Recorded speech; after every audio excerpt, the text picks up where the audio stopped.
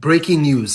If you're applying for citizenship under certain conditions, you could be subject for deportation based on this new memo. Number 1. You're eligible for citizenship, but you're also deportable under Section 237 of the Immigration Nationality Act. Under this act, you might have been convicted of certain crimes. These are old crimes which still make you eligible for citizenship, but under this memo, you're still deportable. If you ever violated your immigration status, you overstayed your visa for many years, got your green card, now you're applying for citizenship, under this memo, you could be deportable. Number 2, when you apply for your green card, there could have been some issues. Maybe you were inadmissible at the time. You still got your green card, many years went by, now you're applying for citizenship.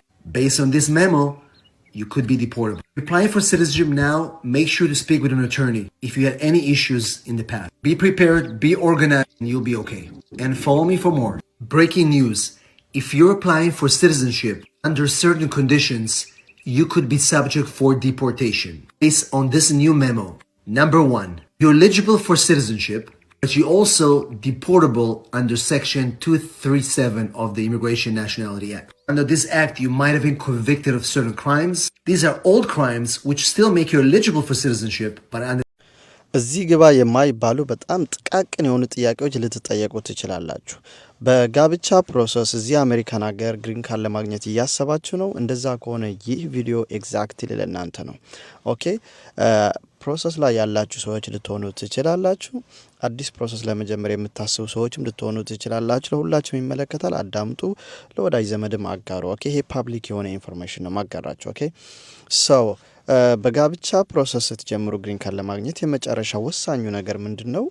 ቃለ መጠየቅ ነው። ሁሉም ዶክመንታችሁ አዘጋጅታችሁ አሰባስባችሁ የሚያስፈልጋችሁን ኢንፎርሜሽን ሁሉ አሰባስባችሁ ለኢንተርቪው ስትዘጋጁ የዛች ኢንተርቪው የምታረጉባት ቀን ነው ወሳኙ ነገር። ኦኬ ስለዚህ ለኢንተርቪው ስትዘጋጁ ማወቅ ያለባችሁ በምንም ቋንቋ ሚስ ማድረግ የሌለባችሁ ነገር ምንድነው?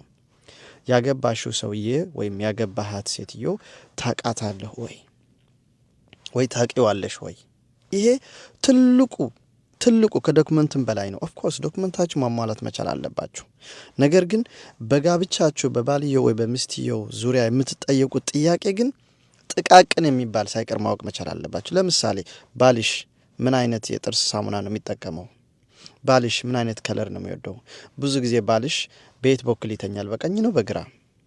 ይሄ በቃ እዚህ ግባ ማትሉት ጥያቄ ልትጠየቁ ትችላላችሁ ከትንሹ እስከ ትልቁ። ስለዚህ በባልሽ ዙሪያ ያለው ቤተሰቦች በባልሽ ዙሪያ ያለው ነገር ሁሉ የትምህርት ሂስትሪ፣ የስራው ባህሪው ምናምን ሁሉም ነገር ማወቅ መቻል አለባችሁ። በዚህ ዙሪያ ትክክለኛ ያልሆነ ተመሳሳይ ያልሆነ መልስ ከመለሳችሁ አንድ ላይ ሁለታችሁ ባልና ሚስት ኢንተርቪው ልትደረጉ ስለምትችሉ ማለት ነው። ካልመለሳችሁ ጋብቻችሁ ፌክ ነው ተብሎ ሊጠረጠር ይችላል። ስለዚህ በደንብ ባልና ሚስት አብራችሁ ማጥናት መቻል አለባችሁ። አብራችሁ በደንብ መታወቅ መቻል አለባችሁ። አንቺ የምትጠየቁ ስለባልሽ ሙሉ ለሙሉ በኮንፊደንስ መመለስ መቻል አለብሽ። ሰውየውም ስለሚስቱ የሚጠየቁም እንዲሁ። ኦኬ ስለዚህ ተራ ነገር ነው የምትሉት ነገር ለአሜሪካን ኢሚግሬሽን እንደ ትልቅ ክፍተት ሊያዩት ይችላሉ። በዛ ምክንያት ይሄ እውነተኛ ጋብቻ አይደለም፣ ለግሪን ካርድ ተብሎ ፕሮሰስ እየተደረገ ያለው ጋብቻ ነው፣ ፌክ ነው ብለው ሪጀክት ሊያደርጓችሁ ይችላሉ። ስለዚህ ቤተሰብ ይሄ እንደቀላል አትዩት። በደንብ ተጠንቀቁ፣ በደንብ አጥኑ፣ በደንብ ተዘጋጁበት፣ በደንብ ባልና ሚስት ዲስከስ አድርጉበት። እንደ ቃለ መጠይቅ እርስ በርሳችሁ ተጠያየቁ፣ እርስ በርሳችሁ ተዋውቁ በደንብ። ከዛ በኋላ ለኢንተርቪው ተዘጋጁ። ከዚህ ውጭማ ሁሉም ሰው ዶክመንት ያሟላል። ሁሉም ሰው ለዌሮ አማካሪው ባለው መሰረት ዶክመንት ያዘጋጃል። ይሄ ቀላል ነገር ነው። እዛው ላይ ስለ ራሳችሁ የምትጠየቁት ግን ልዩነት እንዳይፈጠር መዘጋጀት መቻል አለባችሁ። ይሄ ነው ቤተሰብ። ሆፕፉሊ ይሄን ቪዲዮ ይጠቅማችኋል ብዬ አስባለሁ።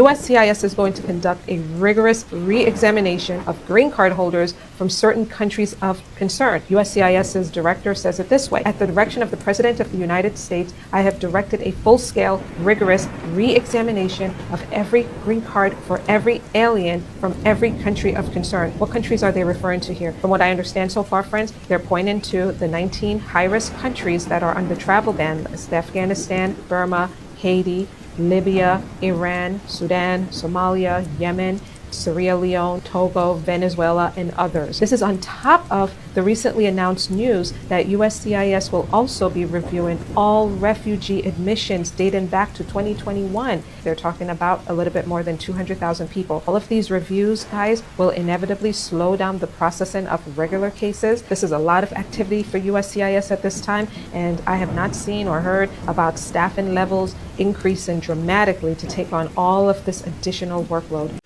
ብሬኪንግ ኒውስ ቤተሰብ አሜሪካን ሀገር ውስጥ ስትኖሩ እንግዲህ ኢንፎርሜሽን በጣም ወሳኝ ነገር ነው። ቤተሰብ የአሜሪካ ኢሚግሬሽን ዩኤስሲአይኤስ አዲስ ህግ አውጥቷል፣ አዲስ ህግ አጽድቋል። እንግዲህ ምንድነው ይሄ? እንደምታውቁት ቤተሰብ ወርክ ፐርሚት አሜሪካን ሀገር ውስጥ ለ5 ዓመት ነበር የሚሰጠው። አሁን ግን በአዲሱ በወጣው ህግ ከ5 ዓመት ወደ 18 ወር አሳጥረውታል ወይም ቀይረውታል። ይሄ እንግዲህ ማንንን ይነካል? ላይ ሊስት ያረኳቸውን ማየት ትችላላችሁ። ፔንዲንግ አሳይለም፣ ግራንትድ የሆነ ሪፊጂ፣ አጀስትመንት ኦፍ ስታተስ ፔንዲንግ ያላችሁና ሌሎች በሙሉ ይነካል ማለት ነው። ይሄ እንግዲህ ከመቼ ጀምሮ ነው ተፈጻሚ የሚሆነው?